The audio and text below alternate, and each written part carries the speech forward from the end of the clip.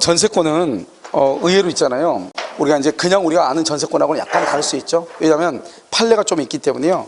그래서 지금부터요 전세권 한번 보도록 하겠습니다. 여기서 이제 전세권을 보면 먼저 전세권은 갑이 있고 을이 있죠. 을이갑한테 1억 원의 전세금을 주죠. 이걸 전세금이다 이렇게 얘기하죠. 우리 전번 시간에 뭐 그랬냐?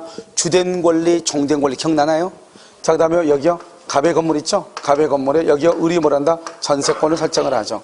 전세권 플러스 뭐란다? 등기를 이렇게 하죠. 그러면 여기서 이제 전세금을 주된 권리가 하고요. 이 전세권을 뭐란다? 종된 권리라고 얘기하는 것이죠. 이 을을 뭐란다? 우리는 채권자라고 얘기하고요. 채권자. 이 사람을 뭐란다? 채무자라고 얘기하는 것이에요. 그럼 저 집주인은 좋은 게 아니죠. 집주인은 채무자일 뿐이에요. 그 다음에 이 갑을 뭐란다? 갑을 전세권 설정자다 이렇게 얘기하죠. 전세권 설정자 이렇게요. 그 다음에 이 채권자, 우리가 채권자를 뭐란다? 다른 말로 전세권자라고 얘기하는 거예요. 여기서 중요한 것은 우리는요 제3자는 채무자나 제3자를 전세권자로 원칙적으로 안 되는 거예요.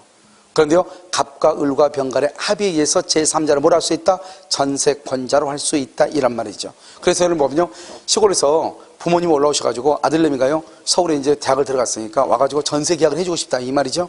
그런데 이제 아버지가요 전세금 들고 와가지고 전세 계약서 다 쓰죠. 그런데 나중에 문제가 되고 돈 받고 그래야 되잖아요. 그러면 또 아버지가 또 시골에서 올라오셔야 되니까 자기 아들 이름으로 전세 등기하면 어떠냐 이렇게 물어볼 수 있어 없어? 있죠. 원래는 아들내미가 전세금 줬어 안 줬어? 안 줬죠. 그러니까 아들내미 이름으로 전세권 등기하면 그건 무효가 돼요. 그런데 집주인이 그걸 뭘 한다? 동일해 주죠. 동일해 주면 아들 이름으로 전세권 등기할 수 있다 없다? 있다 이 말이죠. 알겠죠? 그러니까 우리는 원칙은 제3자가 전세권 등기하면 무효가 돼요. 그런데 뭐가 있으면 합의가 있으면 제3자를 뭘 할 수 있다? 전세권자로 할 수가 있다. 그 말이 중요하고요. 그래서 이렇게 전세권 등기하면 전세권은 용익 권능의 전세권하고요. 그 다음에 담보 권능의 전세권하고 이렇게 두 가지로 나눠진단 말이죠. 여러분 용익 권능의 전세권은 뭐죠? 존속 기간 동안 용익 권능의 전세권 존속 기간 동안요. 존속하는 동안. 그래서 만약에 예를 들어서 1월 1일부터 10월 1일까지다. 그러면 1월 1일부터 10월 1일까지 사용하고 수익하는 거죠. 우리가 뭐하고 생각하면 되냐? 여러분 호텔 들어갔다고 생각하면 되죠. 호텔은요 오후 4시에 들어가죠. 그러면 아침 10시까지 나와야 되잖아요. 그러면 오후 4시부터 아침 10시까지 거기에서 자는 동안에 우리는 뭘 주죠? 사용료를 주죠. 그래서 뭐 10만 원, 20만 원, 30만 원 사용료를 주는 거잖아요. 그 사용료를 뭐냐? 존속 기간 동안 사용료를 주는 것이죠. 이 사용료를 우리는 전세권에서는 뭐라고 한다? 전세금에 뭐라고 한다? 이자를 사용료로 하는 것이고 호텔은 뭐라고 한다? 호텔은 숙박비라고 하는 것이고 임대차는 뭐라고 한다? 월세라고 얘기하는 것이죠. 알겠죠? 자, 그러면 그런데 만약에 존속기간이 만료가 된다? 만료가 되면 어떻게 돼요? 우리 법적으로는 용익권능의 전세권은 뭐 없이요? 말소 등기 없이 이 말이 중요해요. 말소 등기 없이. 그래서 말소 등기 없이 이 말이죠. 그래서 당연히 소멸해.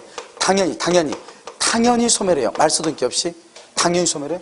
그럼 당연히 소멸하면 어떻게 돼요? 사용료, 즉 사용료를 줄 필요가 있어요, 없어요? 없죠. 이자를 줄 필요가 있어, 없어? 없죠. 그럼 어떻게 하면 돼요? 뭘만 받으면 돼요? 뭐만? 전세금의 이자만 받으면 돼요. 전세금의 이자만 받으면 되죠. 그 전세금의 이자를 전세금만 반환받으면 되죠. 전세금만 반환. 근데 전세금을 반환받아야 되는데 전세금을 안 준다 이 말이죠. 그럼 여기서 뭐를 청구한다? 경매를 청구하죠. 경매를 청구해서 경매대금에서 뭐를 해? 우선 변제권을 행사한다 이 말이죠. 우선 변제권. 이것을 담보 권능이라고 그래. 원래 이러면요 우리가 전세권은 무슨 물권이다? 용익 물권이다 이 말이죠.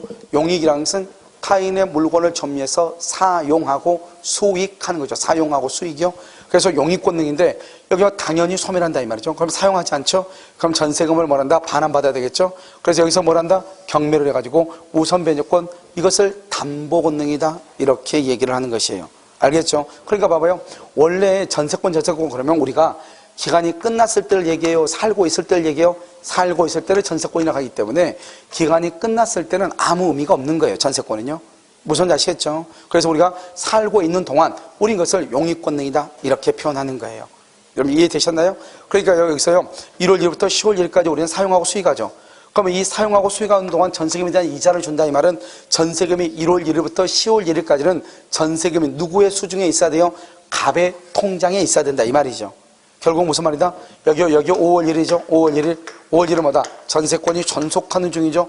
이 전속하는 중에는 전세권과 그 다음에 전세금 반환청권, 전세금의 분리 양도가 된다, 안 된다? 분리 양도가 돼야 안 돼? 안 된다. 왜 안 된다? 여기서 전세권은 아무 말 없이 전세권 그러면 사용 수익의 전세권이죠. 전속이니까. 그 다음에 여기요, 전세금은 분리해서 양도한단 말은 자기는 이 집을 점유해서 사용하고 수익하면서 전세금은 다른 사람한테 양도했다 이 말이죠. 그럼 자기는 전세금을 준 적이 있다 없다? 없다 이 말이죠. 결국 사용료를 주고 있다, 주지 않고 있다? 주지 않고 있다 이 말이죠. 그러면 결국 이 사람은 남의 집에 공짜로 살고 있는 거나 마찬가지죠. 그래서 전속하는 동안은 전세권하고 전세금 반환청권이 분리가 되면 된다 안 된다? 안 되지만 만약에 장차요? 장차가 언제죠? 10월 1일이요? 10월 1일? 그럼 10월 1일에 가면 오늘 5월 1일 뭐라냐? 너가 나고 계약이 10월 1일 날 끝났는데 10월 1일 날 그 전세금을 1억을 나한테 주지 말고 병한테 주세요. 할 수 있어요? 없어요? 있다 이 말이죠. 그래서 장차 전세권이 소멸할 것을 조건으로 분리할 수 있다 이 말이죠. 장차 소멸할 것을 조건으로 분리할 수 있다. 장차 소멸은 뭐죠? 장차 소멸은 또 언제 소멸하죠? 합의로 해지가 되면 또 소멸하겠죠. 알겠죠? 아무튼 소멸할 때 다른 사람한테 주세요 전세금을 그렇게 할 수는 있다 없다? 있다 이 말이죠. 알겠죠? 그것을 얘기하는 것이에요. 그래서 이 두 가지가 여러분요, 우리가 먼저 전세권에서 정확하게 이해가 돼야 되고, 여기 한번 보세요. 갑을 뭐라 한다? 설정자라고 얘기해요. 여기 을을 뭐라 한다? 전세권자라고 얘기를 해요. 전세권자. 그래서 갑의 건물이죠. 갑의 건물이요. 뭘 한다? 전세권을 설정을 해요. 전세권, 여기서 뭘 한다? 등기를 하죠. 이 전세권은요, 용익권능의 전세권하고 담보권능의 전세권하고 두 가지가 있죠. 그런데 여러분요, 우리 혹시 살다 보면 전세금 담보대출이라고 하는 걸 들어봤나요? 전세금 담보대출 들어봤죠? 우리 보면 프랭카드 하나 딱 붙여놨잖아요. 현수막. 전세권 투가 담보대출 가능합니다. 그 말은 이 전세권자가 그 집에 살고 있는데 내가 가지고 있는 돈은 유일하게 전세금밖에 없단 말이죠. 그러면 이걸 전세금을 빼가지고 뭘 하고 싶은데 주인한테요, 전세금 빼달라면 빼죠, 안 빼죠? 안 빼주니까 그것을 담보로 잡고 내가 뭘 한다? 돈을 좀 은행에서 빌고 싶다 이 말이죠. 그 말은 내가 전세권자로 살고 있을 때 그래요? 전세가 끝났을 때 그래요? 살고 있을 때 그러죠. 그러니까 우리는 용익권능은 존속기간 동안 살고 있을 때, 담보권능은 기간이 끝났는데 전세금 안 주면 경매를 해야 될 거 아니에요. 이건 기간이 끝났을 때. 여기 용익권능은요, 살고 있을 때잖아요. 우리가 은행에다가 저당 잡을 때는 기간 동안 저당을 잡는 거잖아요. 그래서 A가 저당권이라고 하죠. 이 저당권은요, 용익권능의 전세권에다가 저당을 잡고 돈을 빌려주는 거예요. 알겠죠? 그러면 여러분요, 전세권 담보대출할 때 은행에서 통보가 올 거예요. 혹시 그 사람 전세금 얼마 있는 거 확실하냐? 알겠죠? 주인한테요? 있다. 그럼 우리가 여기서 대출 얼마 해줄 거다. 그러니까 그 중에서 그 돈의 얼마는 우리한테 해라. 알겠죠? 그래서 거기서 이제 우리가 이 전세권에다가, 이 전세금에다가 담보 대출을 받을 수 있단 말이죠. 그럼 여기서요, 용익권능의 전세권은 어떻게 되죠? 전세권이 아까 뭐라고 그랬어? 만료가 되면 말소 등기 없이 어떻게 된다고? 당연히 소멸한다고? 기간이 끝나면 당연히 소멸이 전세권은요. 그럼 어떻게 돼요? 이 전세권에다가 저당을 잡은 이 사람은 그럼 어떻게 돼요? 이때는 당연 소멸하죠? 그러면 이 저당권도 더 이상 뭐 할 수 없어요? 실행할 수 없어요. 왜요? 전세권 위에 저당권이 있는데 전세권이 목적 기초가 된 전세권이 없어지니까 전세권 위에 있는 저당권도 소멸하는 거예요. 그럼 이 사람 어떻게 돼요? 돈 못 받아? 그건 아니죠. 이 사람도 돈 받아야 될 거 아니에요? 그럼 어떻게 돼? 기간이 끝났으니까 이 전세권자가요, 이 갑으로부터 전세금 1억을 받을 거 아니에요? 전세금은요. 그럼 이 전세금 1억을 받는 것을 어떻게 해야 돼요? 빨리 갑한테 통보해야지. 갑한테 뭐라고 통보한다? 당신 그 돈 을한테 주지 말고 나한테 달라. 알겠죠? 그렇게 해야 되겠죠? 그걸 뭐라고 한다? 그것을 뭐라고 그래? 전세금에 대해서 뭐라 한다? 압류나 또는 추심 명령이나 전부 명령 등을 행사한다 이 말이죠. 알겠죠? 만약에 이게 또 경매가 되면 어떻게 해요? 경매? 그 사이에 이 집이 경매가 됐어요. 그럼 경매가 되면 경매대금에서 을이 경매대금에서 1억을 배당 받을 거 아니에요? 은행으로, 법원으로부터요? 그러면 어떻게 한다? 이 의리한 사람이 돈을 받으면 안 되겠죠. 그럼 어떻게 한다? 이 저당권자가 이 전세금에 대해서 압류 등의 조치를 해서 대신 배당 절차에 참가를 하죠. 그걸 뭐라고 표현한다? 우리가요, 오늘 배우고 있지만 물상대위라고 얘기하는 거예요. 물상대위. 원래는 전세권 위에 저당을 잡았는데 전세권이 지금 경매가 되니까 전세권이 없어졌죠. 그러니까 마치 건물이 멸실된 것과 똑같단 말이죠. 그러면서 뭐가 발생한다? 전세금 반환 청구권이라는 대상이 발생했죠. 그 대상 위에 저당권의 효력이 미치는 것, 그것을 물상대위라고 얘기하는 거예요. 알겠죠? 그럼 어떻게 한다? 여기서 그러면 갑은요, 압류가 들어오면 전세금을 A한테 줘야 되는 거예요. 자, 여기서 문제예요. 여기 전세권 설정자라고 돼 있죠? 전세금 설정자. 자, 1번요. 전세기간이 만료가 됐어요. 만료가 됐는데요. 이 갑이요, 을한테요, A가요, 갑한테요, 이 전세금을 자기한테 달라고 압류가 안 들어와요. 압류가 안 들어왔어. 기간이 만료가 됐는데. 그러면 기간이 만료가 됐는데 압류가 없잖아요. 그럼 이 사람은 전세금을 누군가한테 반환해야 되겠죠. 이걸 누구한테 반환한다? 누구한테? 그것을 전세권자한테 반환한다. 그래서 자 봐요. 1번 용익권의 전세권의 저당권이 있다. 용익권의 전세권은 존속기간이 만료되면 당연히 소멸한다. 두 번째, 저당권은 더 이상 실행할 수가 없다. 세 번째, 저당권자는 이 압류 등을 통해서 자신의 권리를 행사한다. 그러면요, 전세권 설정자는 압류 채권자한테 전세금을 반환한다. 그런데 기간이 만료가 되었음에도 제3자의 압류 등이 없으면 전세권 설정자는 전세금을 누구한테 반환한다? 전세권자한테 반환한다. 이 말이죠. 자, 여기서 또 한 가지 우리가 하나 보면요. 재밌는 말인데, 여기서 갑하고 지가 을이 있죠. 을이 갑한테 전세금 1억을 주죠. 전세금. 그럼 전세금 이건 물건이에요? 채권이에요? 전세금은 물건이에요? 채권이에요? 전세금은 돈이니까 채권이에요. 알겠죠? 그래서 이 갑의 건물 있죠? 갑의 건물에 을이요, 전세권을 해요. 전세권하고 이것을 등기를 하죠. 등기하게 되면 이 전세권 등기는 이것은 뭐가 돼요? 그래서 물건이에요. 그래서 이러면 우리가 보면 항상 물건만 있고 항상 채권만 있는 경우는 좀 드물죠. 이런 봐봐요. 내가요, 이분한테요, 돈을 빌려요. 돈을 빌리면 뭐만 남아요? 채권만 남는 거예요. 채권만. 무슨 말인지 알겠죠? 내가요, 무주물이요. 산에 가세요. 산에 가서 산토끼 한 마리 잡았어요. 무주물 선점이죠. 선점은 뭐만 있어요? 소유권, 물건만 있는 거죠. 무주물 선점, 소유권 취득, 물건만 있는 거죠. 이런 경우는 드물단 말이죠. 내가 만약에요, 갑의 집을 내가 산다고 해봐요. 그러면 사기 전에, 등기하기 전에 먼저 둘이 만나서 뭐를 해요? 계약을 먼저 하죠. 계약. 그 계약을 채권이라고 하는 거예요. 그 계약에 의해서 내 앞으로 등기를 가져오죠. 그러면 내가 소유권 취득하죠. 그것을 뭐라고 얘기해요? 물건이라고 얘기하는 거예요. 알겠죠? 그러니까 거의 대부분 우리가 지금 나오는 이 물권법에서 나오는 물건은 물건만 독자적으로 존재하는 경우는 거의 없단 말이죠. 원시 취득 빼고는. 알겠죠? 그 외에는 전부가 다 뭐다? 물건과 채권이 혼재하고 있단 말이죠. 그러니까 우리가 여기서 전세권도 봐봐요. 전세권을 설정하기로 두 사람이 합의를 하고, 그럼 계약이죠. 채권이죠.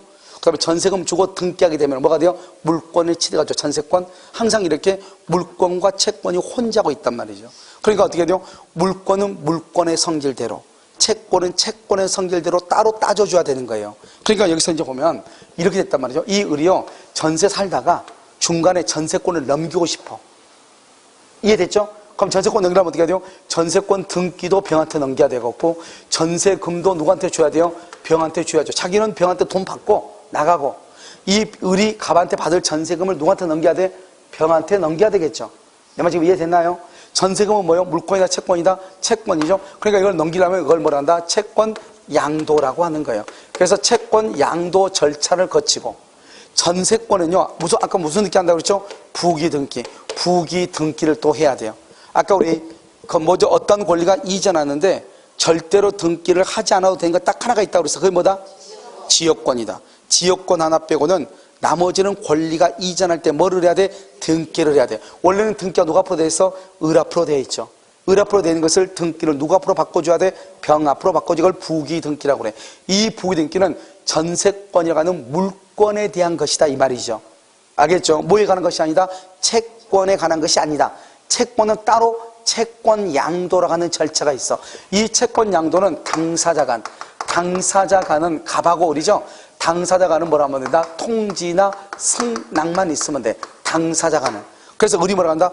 죄송해요. 나 전세권 병한테 넘길 거예요. 그러니까 나중에 기간 끝나면 전세금 병한테 주세요. 통지.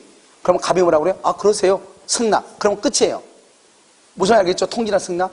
그런데 문제는 뭐예요? 그건 두 사람 사이의 문제이고, 만약에 여기서 제3자가 있다, 제3자? 항상 제3자는 뭐예요?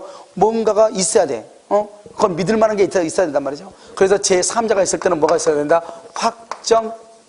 확정일자 있는 증서를 해야 돼. 확정일자 있는, 확정일자가 뭐죠? 확정일자? 바꿀 수 없는 날짜죠. 뭐가 있죠? 등기라든가, 또는요, 공증이라든가, 또는요, 내용 증명이라든가, 이런 것들은 날짜가 정확하죠.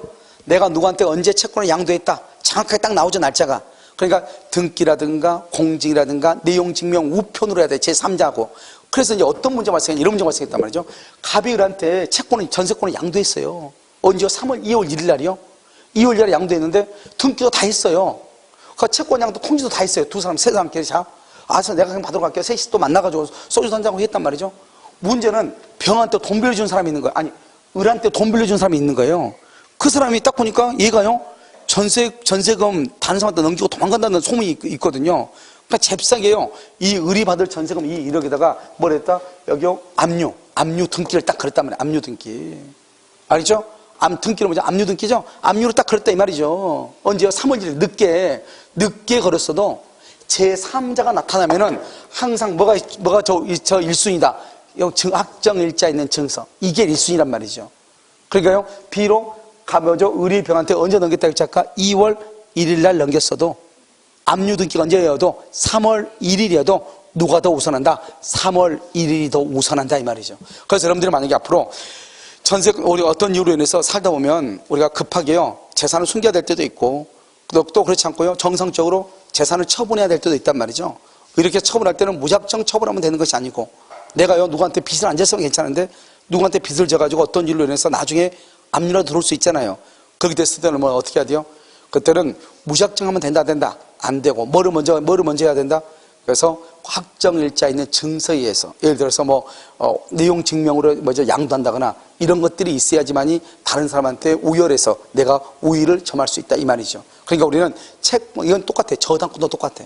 내가 이러면 돈 빌려주고 저당 잡았죠? 그럼 그 저당권을 또 넘길 수 있죠. 저당권만 넘어가지 않는다고. 뭐까지 같이 넘어가? 피담보, 채권까지 같이 넘어간다고.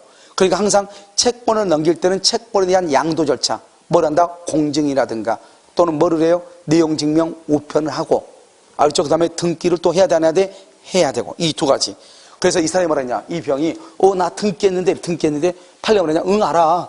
너 등기는 물권 등기야. 이렇게 얘기했단 말이죠. 전세권에 관한 등기지 전세금에 관한 것이 아니다 이 말이죠. 전세금은 채권이고 전세권은 물권이다 이 말이죠. 무슨 말인지 알겠죠? 그래서 이것을 항상 분리해서 생각을 해야 돼요. 무슨 말인지 아시겠죠? 그래서 이것도 중요하다 이런 말이죠. 그래서 여러분요, 기본적으로 여기까지가 물권법에서 좀 어려운 것이, 나머지는 아무것도 아니니까 정리를 먼저 하죠. 자, 1번 전세금 반환 채권을 전세권과 분리해 양도할 수 있는가? 맨 끝에 분리 양도가 된다 안 된다? 원칙적으로 안 된다. 전속하는 동안은 분리해서 양도할 수 없다. 아주 중요하죠. 아시겠죠? 그 다음 2번 전세권 전속 중에 장래 전세권이 소멸한다. 장래 소멸한다 말은 합의 해지 똑같죠? 장래 소멸한다. 전세금 반환 채권만 분리해서 양도할 수 있다 없다? 있다. 나중에 끝났을 때는 전속 중에 된다 안 된다? 안 된다. 알겠죠? 2번 전세권의 저당권. 여기 여러분 전세권의 저당권 먼저 봐봐. 항상 이런 책을 읽을 때 먼저 이 책을 읽으려고 하지 말고 그림이 머릿속에 기본적인 것이 있어야 돼. 전속기한이 만료된다. 용익권의 전세권에다 저당을 잡는다. 용익권의 전세권은 전속기한이 만료되면 당연 소멸하고, 저당권은 더 이상 행사할 수 없고, 저당권자는 전세권자가 받을 전세금 위에 압류 등을 행사해서 자신의 권리를 행사하고, 전세권 설정자는 제3자의 압류가 없으면 전세금을 누구한테 반환한다? 전세권자. 이 네 가지 과정을 머릿속에 집어넣고 지금 봐야 된다고 그랬죠. 지금 이제 집어넣었죠? 봐. 1번 기간이 만료 줄고, 그러면 전세권은 말소 등기 없이 줄고, 그것을 187조라고 그래. 법률의 규정 187조 법률의 규정. 말소 등기 없이 당연히 소멸하죠. 그럼 맨 끝에 그럼 어떻게 돼요? 저당권도 당연히 소멸한다. 저당권도. 그 다음에 전세권을 목적으로 한 저당권, 이 말은 무슨 말이냐? 전세권을 목적으로 한 이 말은 전세권 위에, 이 말이 전세권 위에 있는 저당권은 이 말이죠. 전세권 위에 있는 저당권은 더 이상 저당권을 할 수 없다. 행사할 수 없다. 자, 2번은요. 저당권이 설정된 전세권의 전속기간 만료된 경우 저당권자는 전세권자의 전세금 반환 채권이죠. 이 전세금 반환 채권을 뭘 한다? 압류 줄고 압류. 그 다음에 추심 명령만 줄고, 그 다음에 그 밑에 줄고 뭐라 하죠? 강제 집행 절차라고 돼 있나요? 강제 집행 절차에서 뭘 한다? 강제 집행 뭐죠? 경매죠. 경매가 되면은 배당 요구를 할 수 있다 이 말이죠. 배당 요구. 그럼 3번은요 누구죠? 3번 봐봐. 그러면 전세권 설정자는요 제3자의 압류 등이 없으면 전세금을 누구한테 반환한다? 전세권자에게 전세금 반환금을 부담한다 이런 말이죠. 알겠죠? 그럼 여기까지 그럼요 아주 중요하고요. 자 이제 그 다음에 봐요. 이제 우리가 전세권이 기간의 만료로 소멸했을 때 지금부터 설명을 해요. 전세권이 기간 만료로 소멸하면 어떻게 돼요? 갑을 하고 2월 1일 기간이 끝났어요. 끝났으면 갑은 을한테 전세금을 줘야 돼요. 전세금. 을은 갑한테요 목적물을 인도하고 말소에 필요한 서류를 줘야 돼요. 인도하고 말소에 필요한 서류. 이 두 가지는 무슨 관계예요? 동시이행 관계예요. 동시이행.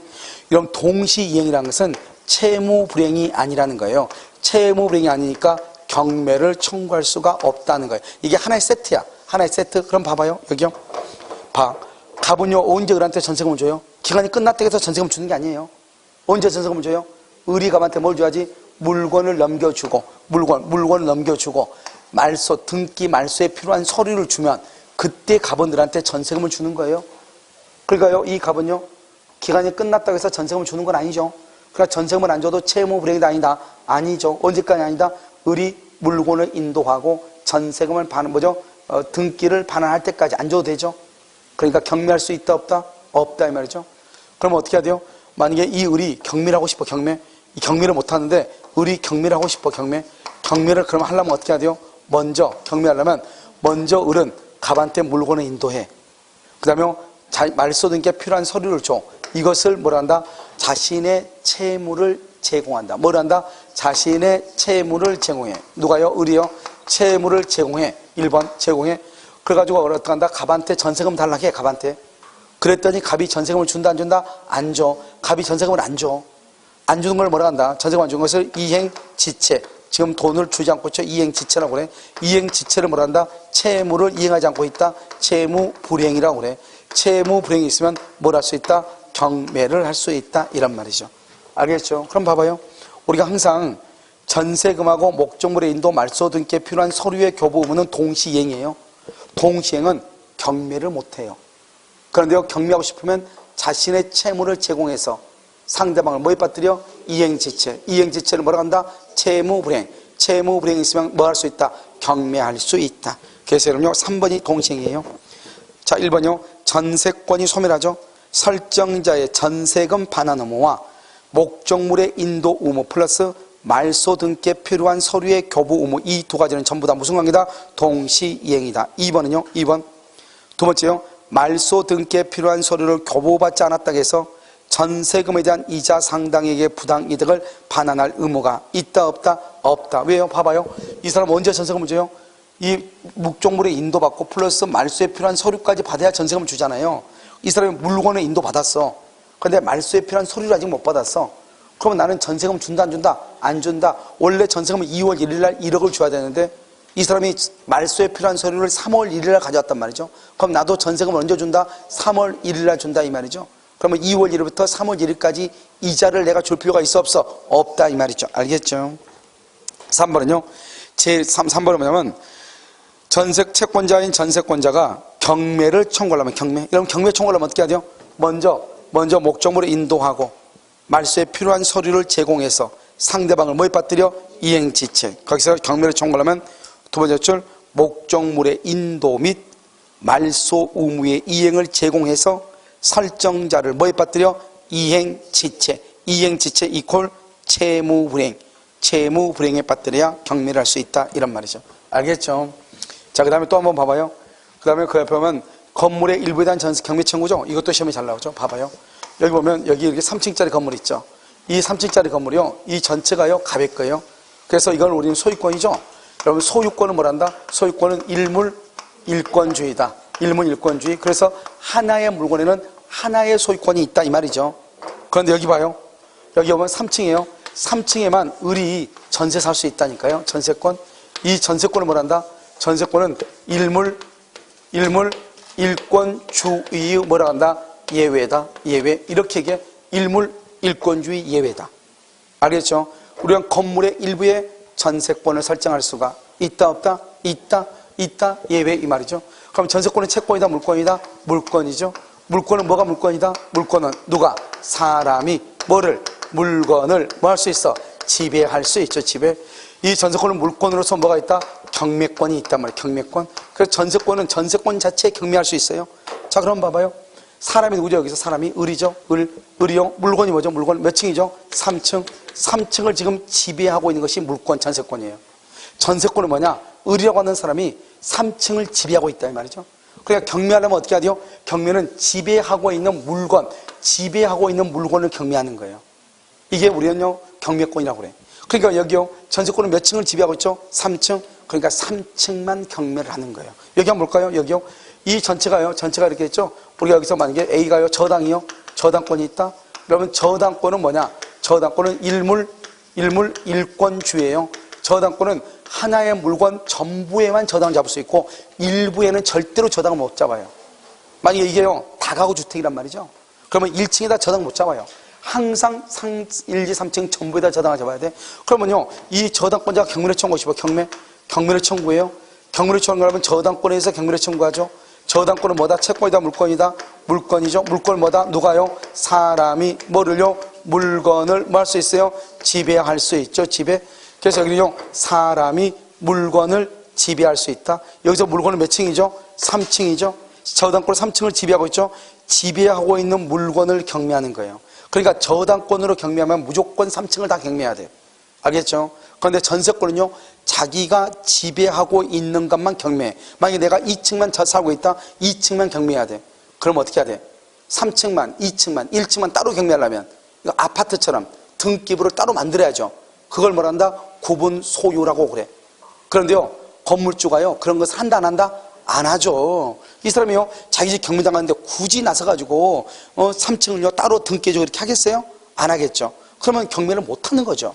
알겠죠? 그럼 어떻게 해야 돼요? 그럼 여러분 여기서 먼저 한 가지 알아야 되겠죠. 여기서 먼저요 우리가 건물의 일부에 있어서 전세권은 일부는 경매를 할 수 있을지 몰라도 나머지 건물법은 나머지 부분은 경매할 수 있다 없다? 없다. 나머지 부분은 뭐다? 건물 전부는 경매할 수 있다 없다? 없다 이 말이죠. 그러니까 일부에 대한 전세권자는 일부만 경매할 수 있고 나머지는 경매를 못한다 이런 말이에요. 그런데 여기에서 우리가 그럼 경매하려면 그럼 어떻게 해야 돼요? 전세권자가 경매하려면 아주 간단하죠. 전세권자가 경매를 청구하고 싶죠? 경매를 청구하려면 그럼 어떻게 하냐? 먼저요 전세금 반환 청구 소송, 전세금 반환 청구 소송을 제기해요. 소송을 제기해가지고 여기서 판결문을 받아요. 판결문을 받아가지고 건물을 뭘 한다? 압류해요. 압류해서 하는 경매를 무슨 경매라고 그래요? 그것을 강제 경매라고 해요. 우리가요 전세권 자체에 의해서 하는 경매를 임의 경매라고 해요. 근데 여기는요 돈을 안 주니까 반환 청구 소송을 제기해서 판결문을 받아가지고 이 판결문을 집행권원이라고 그래요. 집행권원.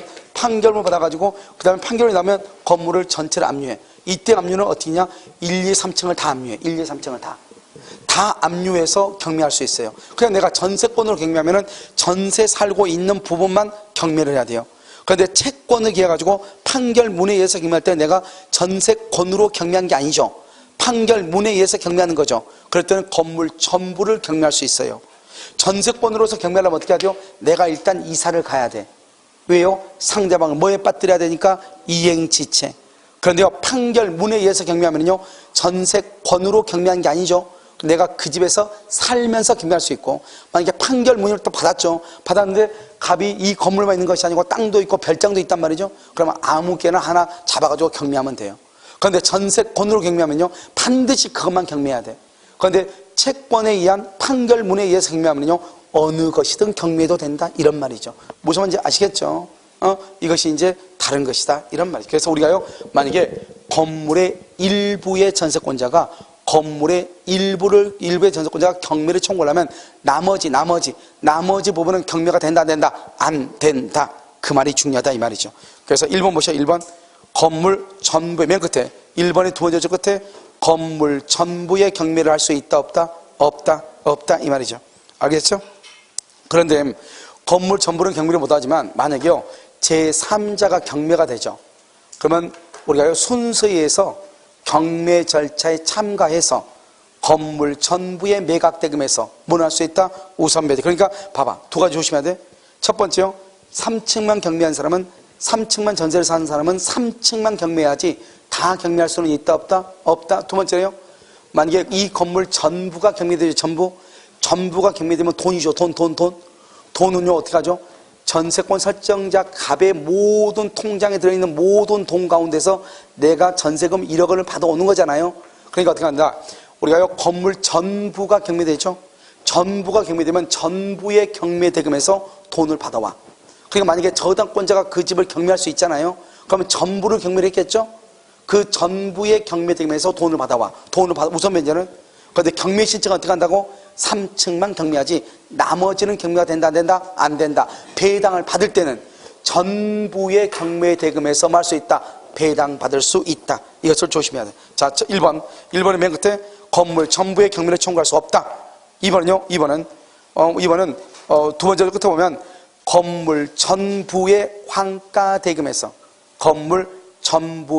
환가대금에서 할 수 있다. 우선 변제를 받을 수 있다. 이렇게.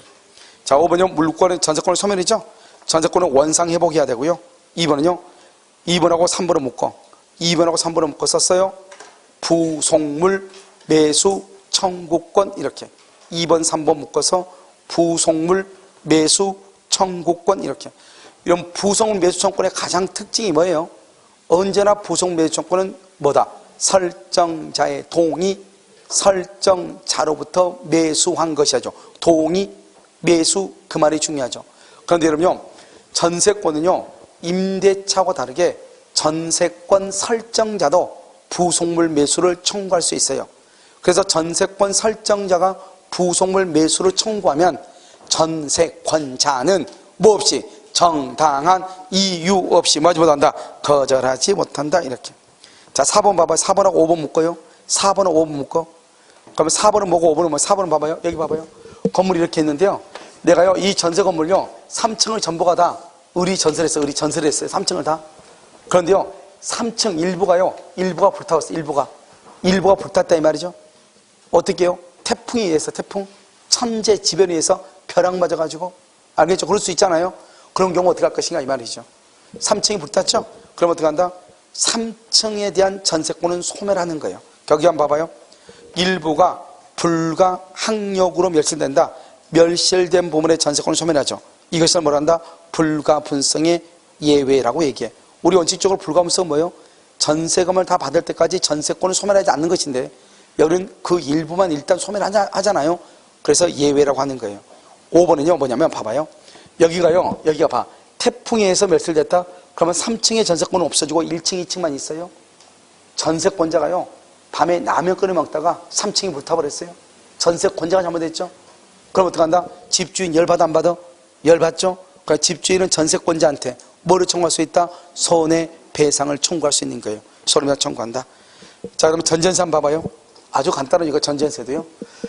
이런 봐봐. 우리가 전세권의 양도하고 지금부터 전전세를 보는데요. 먼저 여러분요 물권을 봐. 이런 물권은 뭐예요? 물권은 양도성이 있어. 그래서 물권은 강행규정이죠. 강행규정이에요. 자, 여러분요 여기서 물권이 양도성이 있다는 말의 뜻이 뭐예요? 물권이 양도한다. 물권을 말 수 있다. 처분할 수 있다. 담보로 잡을 수 있다. 담보제공 이런 것들을 양도라고 하죠. 그런데요 이 물권은요 원칙적으로 양도 금지 특약, 을 하면은 유효이다 무효이다? 무효죠. 봐봐요. 갑이 을한테 집을 팔면서 뭐라 하냐? 너 이 집 3년 동안 다른 사람한테 팔지 마. 그러면 돼 안 돼? 안 된다 이 말이죠. 그런데요 양도 금지 특약은 무효인데 유일하게 딱 하나가 예외가 있죠. 뭐가 있다? 전세권이죠. 이것을 뭐란다? 전세권 양도 금지 특약이다 이렇게 얘기하죠. 그러면 이렇게 전세권 양도 금지 특약은 유효이다 무효이다? 유효이다. 그래서 전세권 양도 금지는 특약을 하고 등기를 하게 되면은 대항할 수 있다 이 말이죠. 그런데요 전세권 양도를 금지하는 특약이 없으면 자기 멋대로 전세권을 양도할 수 있어. 한번 볼까요? 여기 이렇게 갑이 지금 누구죠? 설정자죠. 건물주 설정자. 전세권 설정자죠. 여기 의료 전세권자죠. 전세권자인데요. 이 전세권자가요. 여기요 갑 설정자의 동의가 필요가 없어요. 동의 필요 없이 병한테 전세권을 양도해. 이걸 전세권 양수인이라고 그래. 이 사람을 전세권 양수인이요. 전세권을 양도했다는 말이죠. 갑한테 못 있었고 집주인한테. 그러면 여러분 여기서 봐봐요. 그러면 이 갑이라고 하는 사람은 전세금을요 을한테 줘야 돼요? 병한테 줘야 돼요? 전세금을 누구한테 줘야 돼요? 전세금을 누구한테 줘야 돼요? 전세금을 누구한테 반환한다? 전세금을 설정자는 동의하지 않고 갑한테 묻지 않고 전세권을 넘겼죠? 그러면 전세금을 누구한테 반환한다? 병한테 양도한다. 병한테 전세금 반환 의무로 진다. 전세금 반환 의무. 왜? 전세권은 물권으로서 사람과 물건 간의 관계이기 때문에 이 전세권을 양도할 때 물건한테 물어볼 수가 없잖아요. 그러니까 설정자의 동의 없이도 전세권을 양도할 수 있는 거예요. 그러면 건물주는요, 설정자는 우리가 보면 전세권을 양도했단 말은 등기를 넘겼다 이 말이잖아요. 등기를 딱 보니까 등기가 누가 앞으로 돼 있어? 병 앞으로 돼 있죠? 병 앞으로 돼 있으면 전세금을 병한테 반환해야 돼. 문제는 뭐다? 이 을은 설정자의 동의를 받았어 안 받았어?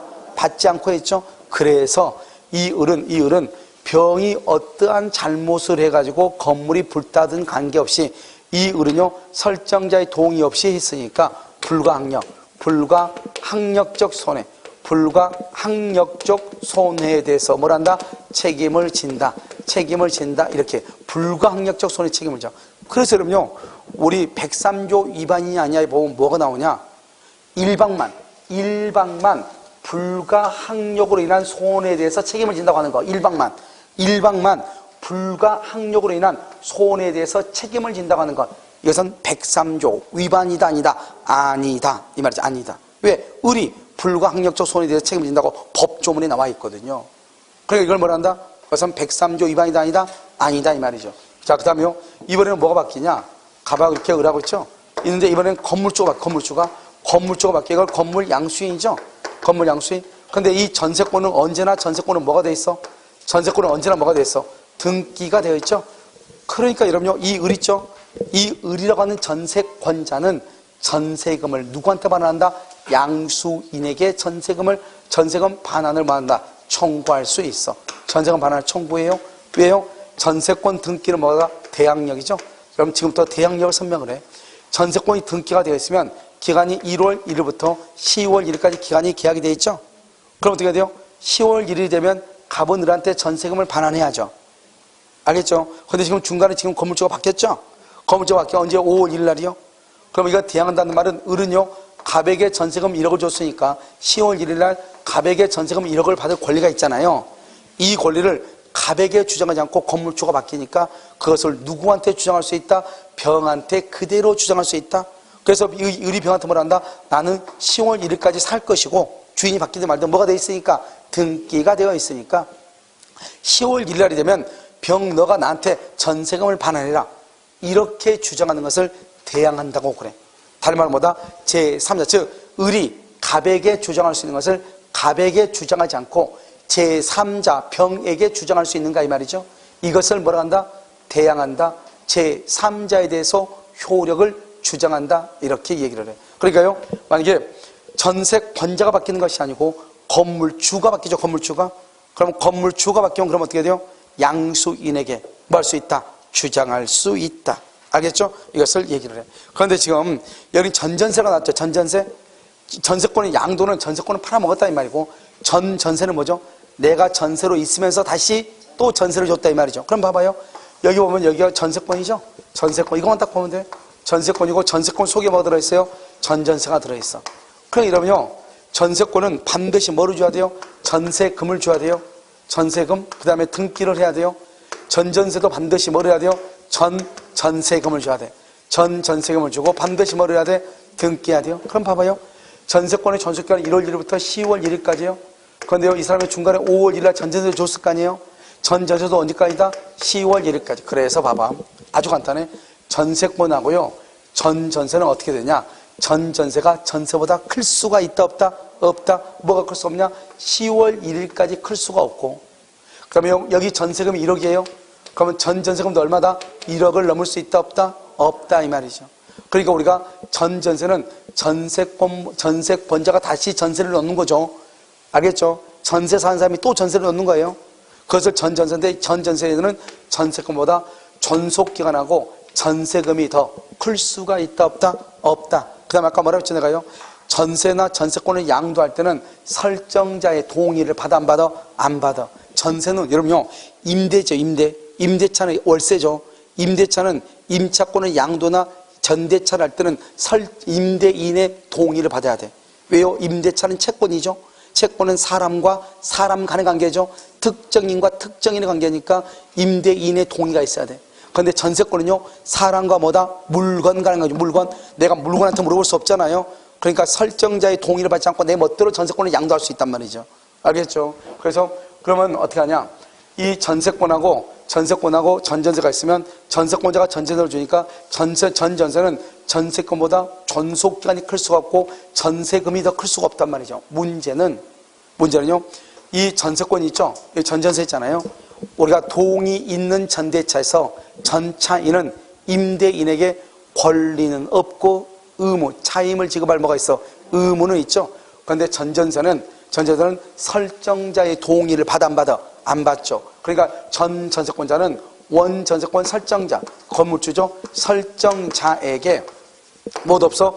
권리도 없고 의무도 없다 이 말이죠. 그러니까 의무가 어떤 말은 전세금을 누구한테 준다? 전세권자한테 주고, 만약에 건물이 비가 샌다 해서 권리가 없다? 수선해달라고 건물주한테 요구할 수 있다 없다? 없다 이 말이죠. 이 사람은 누구한테 수선해달라고 해야 돼? 전세권자. 그러면 전세권자가 다시 누구한테 전화한다? 설정자한테 전한다 이 말이죠. 무슨 말 알겠죠? 그래서 권리는 없고 의무만 있다 이 말이죠. 그것을 여러분요 밑에 전세다 이렇게. 그래서 중요한 것은 1번이 두 번째 줄 봐봐요. 전세금의 지급이 있어야 되고, 원전세권 설정자, 집주인이죠. 집주인의 뭐를 요하지 않는다? 등기를 요하지 아니한다 이렇게. 동의를 요하지 아니한다 이렇게. 그 다음에 3번은요. 원전세권 설정자와 전전세권자 사이에 줄고 직접적인 뭐가 없다? 권리와 의무가 없다. 5번이 맨 끝에 중요하죠. 동의 없이 전전세나 전세권을 양도할 수 있죠. 그러니까 맨 끝에 뭐라 나왔죠? 불가 학력으로 인한 손해에 대해서 뭐란다? 책임을 부담한다. 그 말이 중요해. 자, 그 다음 장 한번 보셔요. 이제요. 전세권의 중요한 것은 이제 다 끝났어요. 그 다음 장 보면 전세권의 성립이라고 되어 있나요? 성립되어 있죠? 여기 한번 봐봐요. 전세권의 성립에서 전세권이 이러면 어떻게 한다? 여기요. 전세권 봐. 특히 첫 번째 전세권은요. 전세권 설정의 합의 플러스 전세금을 지급해. 전세금 플러스 등기를 해요. 플러스 인도. 전세 목적물의 인도는 요건이 아니에요. 그러니까 내가요, 우리는 뭐를 전세를 하냐? 전세권 설정하기로 합의하고 전세금을 딱 주고 등기하게 되면 전세권자예요. 근데 이 전세금은요, 기존의 채권이라는 것은 1년 전에 돈 빌려줬는데요. 이 사람이 돈을 안 갚는 거예요. 내가 찾아가서 뭐라 하냐? 야, 너 그러면 예전에 빌려간 돈 1억 그거 전세금으로 하고 내가 당신 집에 가서 잠을 잘 테니까 방 한 칸 줘 이렇게. 알겠죠? 그것을 뭐란다? 기존의 채권으로 전세금에 뭘 할 수 있다? 가름할 수 있다. 이 말이 중요하고요. 여기 인도는 하지 않아도 된다고 그랬죠. 작년 우리 시험에 뭐라 나왔죠? 이렇게 나서 봐. 이 사람이요, 전세권자가 2월 1일 전세금을 주고 등기를 했어요. 등기. 여기요 4월 1일 날 저당권이 설정이 됐어요. 저당권. 여기 5월 1일 날 전세권이요. 저기 전세권이죠. 전세권이 존속기간이 시작이 됐어요. 시작. 그러니까 이 지금 전세권자는요, 2월 1일 날 전세금을 줬어요. 그런데 실제로요, 등기가 다 있는데요. 실제로 전세권이 존속기간이 스타트가 된 것은 언제부터냐? 5월 1일부터예요. 그러면 이 전세권은 2월 1일부터 전세권이냐? 5월 1일부터 전세권이냐? 이게 이제 문제가 된 거예요. 왜요? 저당권 때문에요. 저당권이 1번이냐 2번이냐를 알아야 되잖아요. 그 경매가 되면은 전세권이 소멸하지 않느냐, 또 전세권자가 전세금을 경매대금에서 먼저 받느냐, 또는 저당권자가 먼저 배당받느냐, 이게 문제가 되잖아요. 그래서 누가 더 우선하는가가 문제가 됐어. 여기서 누가 더 우선한다? 전세권자가 우선한다. 전세권자가. 그래서 여러분요, 전세권자가 전세금 주고 전세권 등기 딱 해놨죠? 그럼 그때부터 전세권자를 보는 거예요. 실제로 이사는 언제 왔다? 5월 1일 날 이사, 3개월 뒤에 이사 왔잖아요.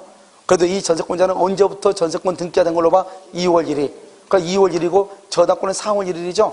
누가 더 빠르다? 전세권자가 더 빠르다. 이런 말이죠. 알겠죠? 그래서 저당권자하고 전세권자 싸움에서 2월 1일이 더 빠르고, 이게 작년에 우리 시험에 나온 거란 말이죠.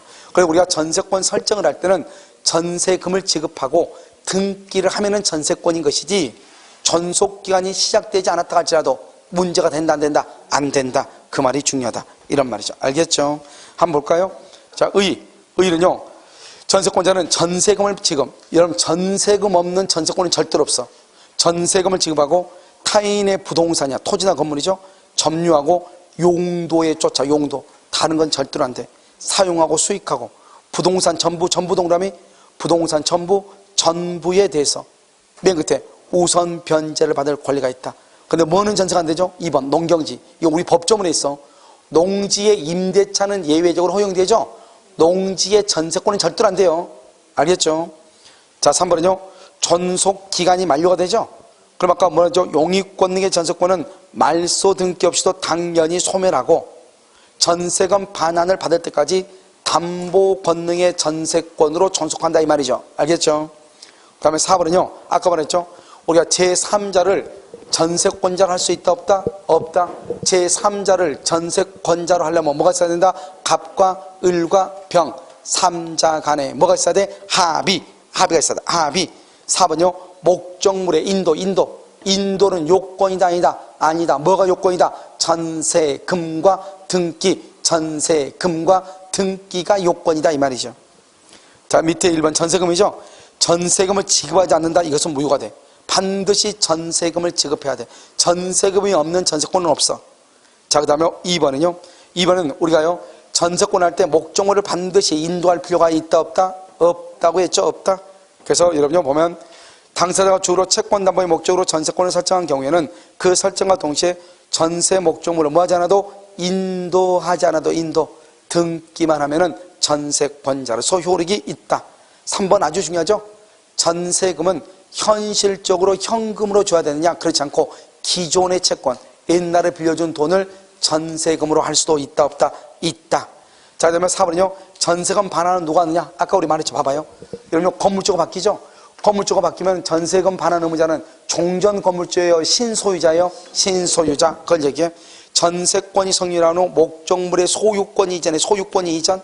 그럼 누가? 신소유자가 전세금 반환 의무를 부담하고 니은은요 첫 번째 맨 끝에 종전소유자. 니은의 첫 번째 맨 끝에 종전소유자는 전세금 반환 의무를 만다. 면한다. 디귿 하나 써. 디귿 하나 써. 이거 디귿에다 뭐라 쓰냐? 설정자의 동의 없이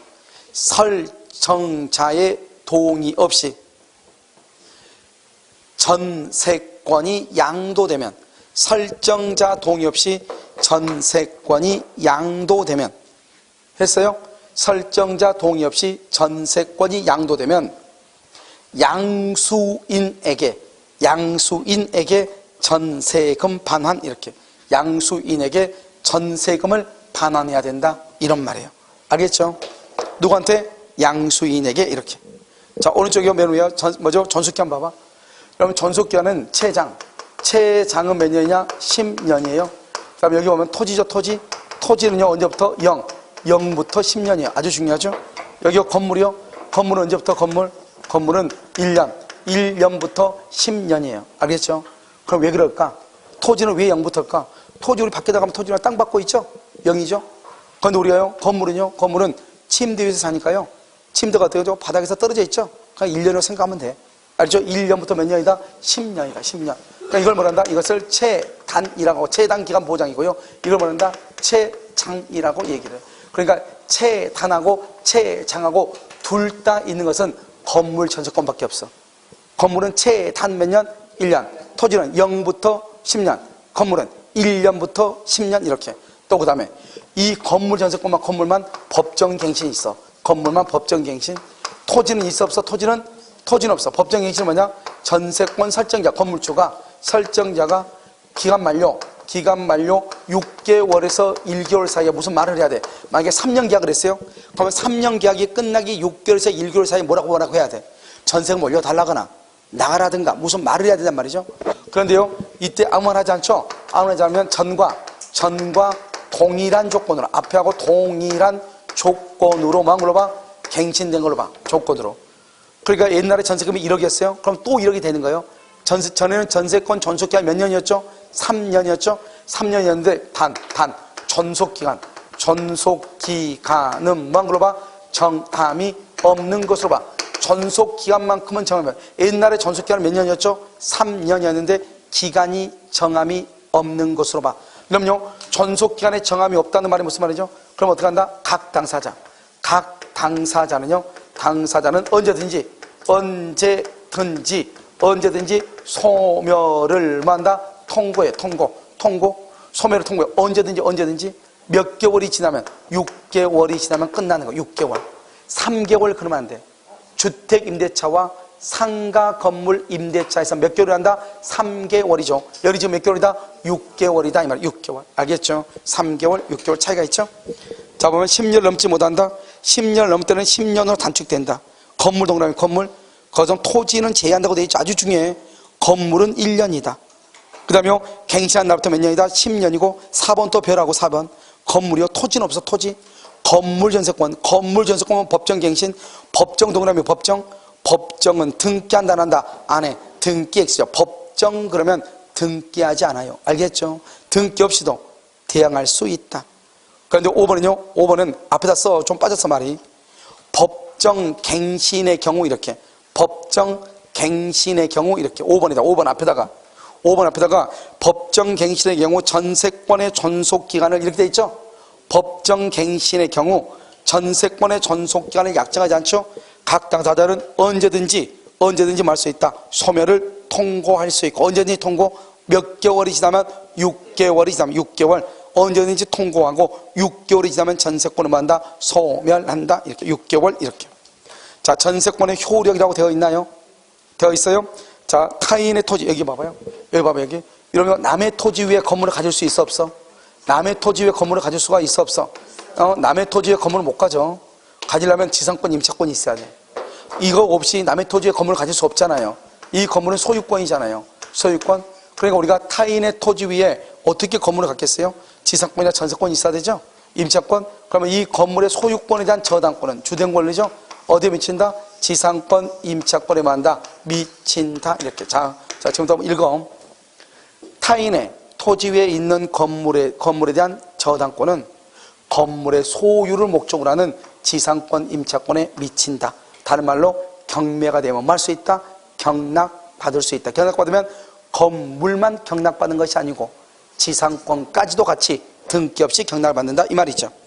1번 타인의 토지에 있는 건물의 전세권이죠. 이 전세권의 역은 지상권 임차권에도 만다 미친다. 2번 또 중요하죠. 2번요. 전세권자는 목적물의 현상을 유지하고 통상의 관리에 속한 수선해야죠. 그러니까 그러면 전세권자가 통상에 거기다 써. 전세권자 위에다 써봐. 임대인은 목적물의 현상을 유지하고 통상의 관리에 속한 수선해야 돼. 그러니까 임대차에서는 임대인이 피로비를 부담하고 전세권에서는 그 물건을 유지하고 보수하고 그 하는 것을 누가 한다? 전세권자가. 그래서 그러면요. 우리가 벽지는 누가 바른다? 전세권에서는 전세권자가 벽지를 바르고 임대차 월세에서 누가 벽지를 발라준다? 임대인 집주인이 바르는 거죠. 그러니까 이 통상에 필요한 유지, 수선, 보수 의무를 전세권에서는 전세권자가 부담하고 임대차에서는 누가 부담한다? 임대인이 부담한다 이런 말이죠. 알겠죠? 그래서 여기서 전세권 설정자가는 큰일 나. 알겠죠? 자 4번은요. 유익비죠. 전세권자가 계량한다. 목적물을 계량해서 지출한 유익비는 전세권자가 말 수 있다? 청구할 수 있다. 하지만 피로비는 청구할 수가 있다 없다? 없다. 여기까지를 뭐란다? 전세권이라고 그래. 알겠죠? 그러니까 여러분 지금 봐봐요. 강의 듣는 데는 거의 이 두 가지 듣는데 시간이 오래 걸리지만 여러분들이 쉬는 시간 있잖아요. 쉬는 시간 지금 써놓고 이렇게 했던 거 있죠? 잠깐 보는 데는 5분도 안 걸려. 그러니까 공부를 못하는 사람의 특징이 뭐냐면 한 번 책만 그냥 놔두는 거예요. 그러니까 그걸 오래 가. 그러지 말고 책을 봤던 것을 바로바로 보면 시간이 엄청나게 단축이 돼요. 알겠죠? 그래서요. 잠깐 쉬는 시간에 떠들지 말고, 알겠죠? 밖에 갔다가 화장실에 오래 앉아있지 말고 빨리 나와서, 알겠죠? 어떻게 한다? 여기요. 빨리 한 두세 번 읽어. 그러면 금방 읽을 수 있어요. 알겠죠? 그러면은 기억력이 오래 갔는데 듣고 놔두면 기억력이 금방 소멸한단 말이죠. 알겠죠? 잠깐 쉬었다가 유치원 오도록 그렇게 하겠습니다.